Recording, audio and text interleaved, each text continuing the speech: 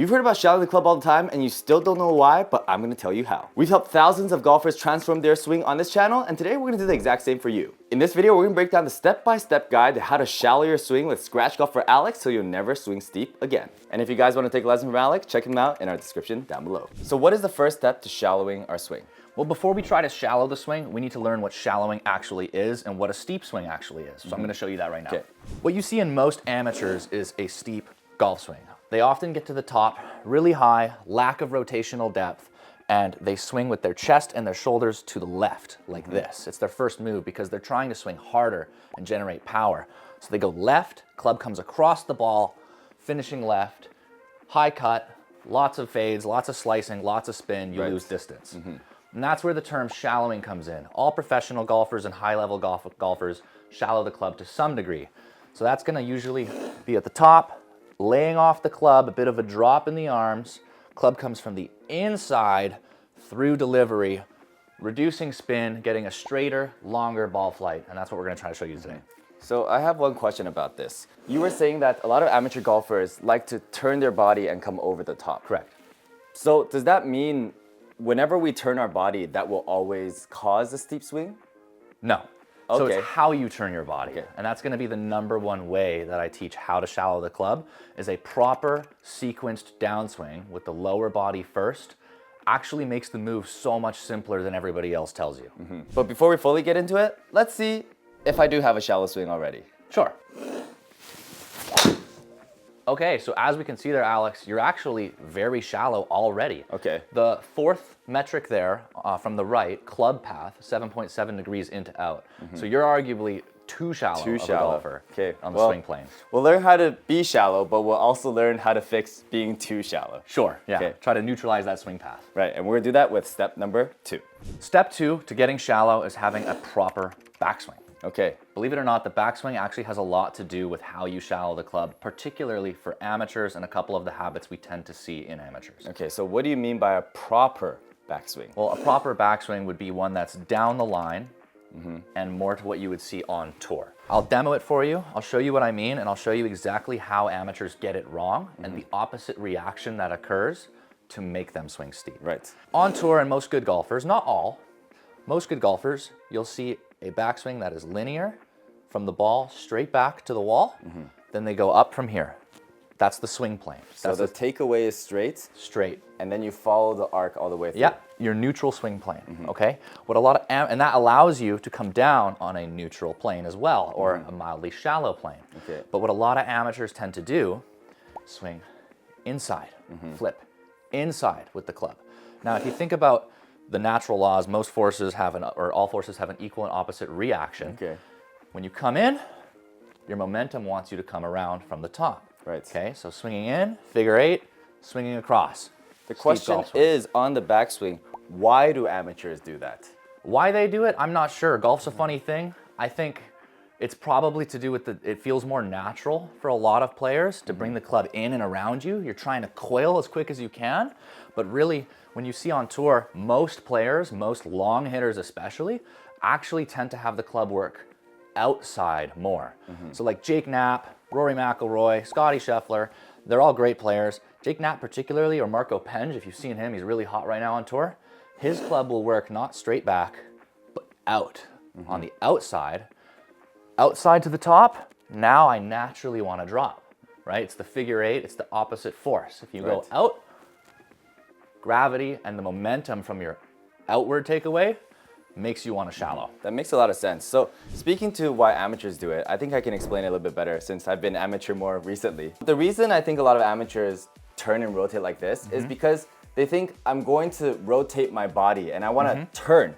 Yeah. And turning is usually you think it's this way, not upwards. For sure. Right, so how do we change that mindset for them? A mindset change isn't how I would describe it. I'd say it's something that you have to understand by watching this video, and then you have to drill it into your golf swing like anything. So you have to practice, right? So one way to think about it or do it, if you had 2 alignment sticks or 1 alignment stick set down, would be to take the club back in a dead straight line. You actually see a lot of tour pros do this in their pre-shot routine.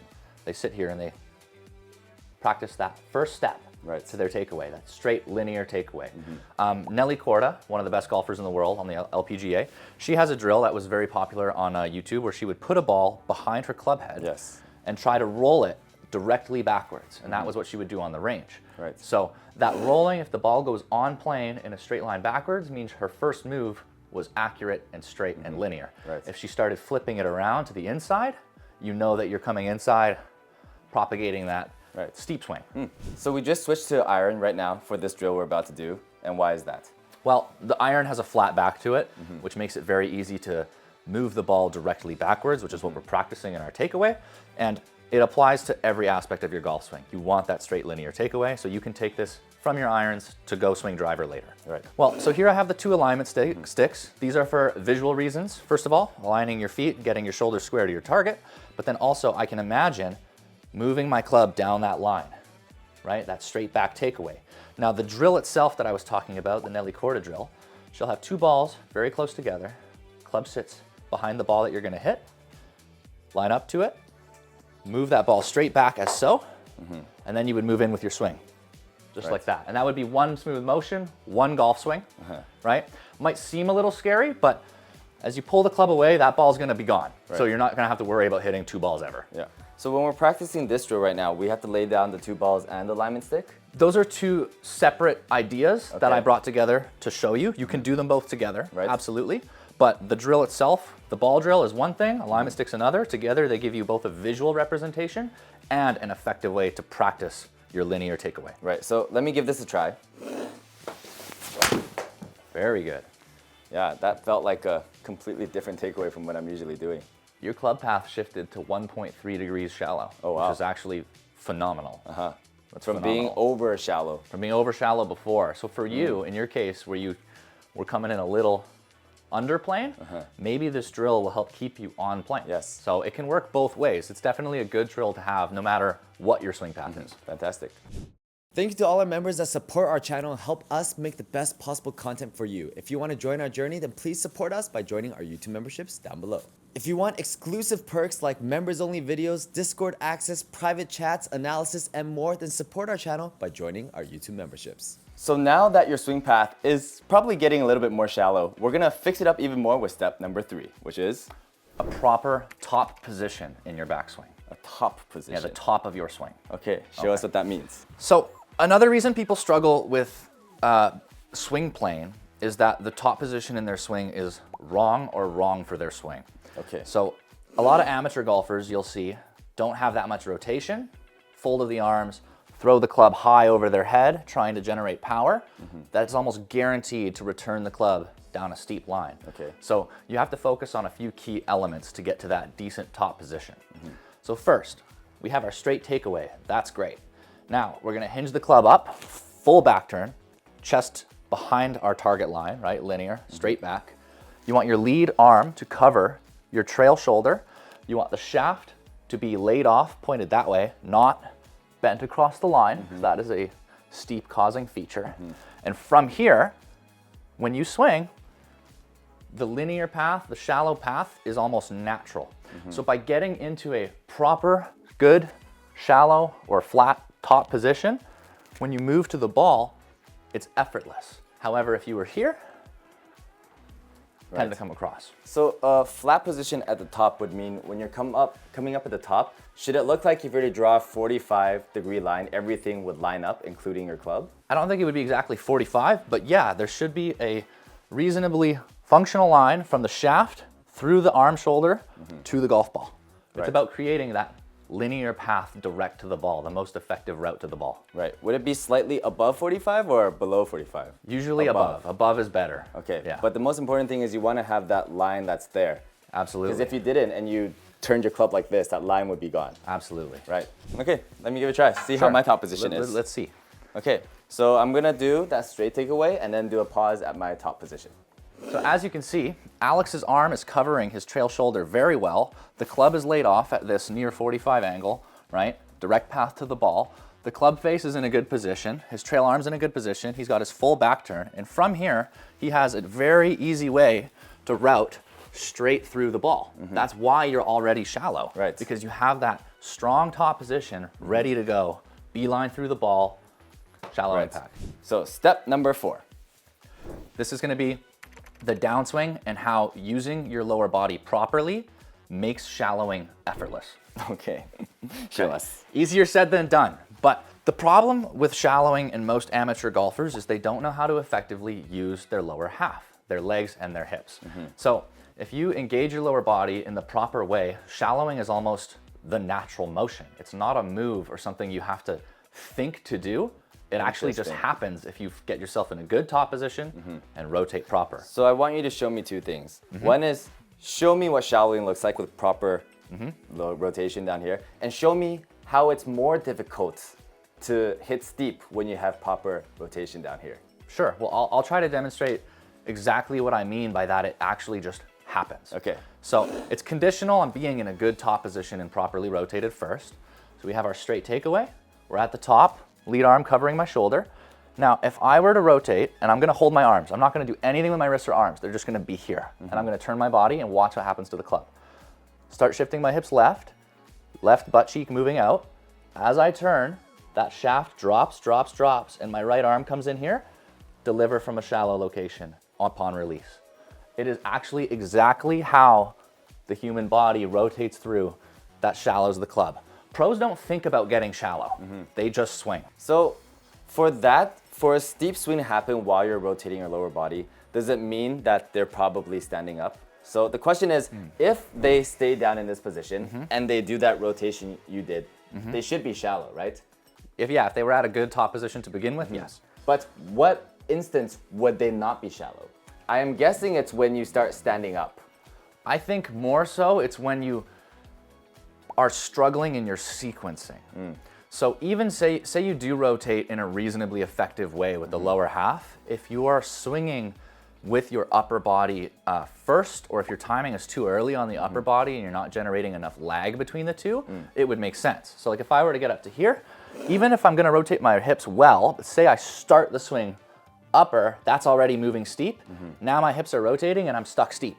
So I could see that happening. But generally speaking, if you understand how to use the lower body and the sequencing of lower body first, arms later, getting shallower will be so much easier for you. Let me give this a try. Okay. Because I have a flexibility problem, which our senior viewers at home might also have. Absolutely. So I want to see how that affects someone with less flexibility. Straight takeaway, top swing position, Yeah, and just rotating the hips and lagging my arm. yeah. Yeah, that's shallow. Yeah, and as you work through, it would be much more shallow than before. Absolutely. Right, so I'm trying to think in what instance could I still make this steep? You could still make it steep if you rotated, but your shoulders turned. Yes. So one important thing is your shoulders have to stay while you're rotating. Yeah, Okay. I'd say that's correct. It's harder to get shallow this way because it takes more of a fundamental look at the golf swing. Like you need to work on multiple elements that are challenging and take time and drills to get to it. But eventually it'll put you in the best position possible to be repeatedly shallow and hit the ball as far as you can. Right. Our last step, now that you understand what shallowing is and how to shallow, it's how do you really practice shallowing? Sure. So this is a bit of the downswing move, the shallowing move people talk about. This was recently popular on YouTube with Bryson DeChambeau, one of the longest players in professional golf. And I'm just going to describe this drill to you guys and show you right now. This is how I learned to get shallow, personally. So before you weren't always shallow, because you did come No. from baseball. Yeah, so I came from baseball. I was an extremely steep player, like ridiculously steep. Okay. And this was one of the main feelings for me that actually brought me to a overly shallow swing that I had to work back from later. Show us how to do it. So what Bryson describes is to get to that strong, proper position at the top, right? That is fundamental. You have to be getting here first. Then the next thing you want to do is keep your back pointed to the target and feel a drop in the hands. Just feel the hands come down like this, nothing else. Okay? So it's the feeling of your hands moving to your trail side front pocket. And then you swing. That's literally it. So you go to the top, drop, pump, swing. And there's your shallow golf swing. Yeah. I mean, the 2-pump drill is something we see often online. Often. Yes, but I think doing the 2-pump drill and making sure all the steps beforehand were in place is the most important part. Right, and that's the element of golf that takes time. If you guys don't have a linear takeaway, that's step one. We built this in order. And then if you don't have a proper top position, that's step 2. You have to train these things in and then work on the shallowing motion if that's something you're struggling with. Trying to do it all at once, sure, you can do that, but I'd advise keeping it to 1 or 2 swing thoughts at a time and getting comfortable with something that you can repeat at first and then moving on to The thing the about next this thing. drill is when we're pumping, when does the hip rotation we talked about in step 4 coming? In the actual swing or in the drill? In the drill. In the drill? Well, in the drill, it's sort of like a mental cue to the body of what to do with the arms. Right. So you're at the top, you're feeling it drop, you're feeling it drop. That's the drill itself.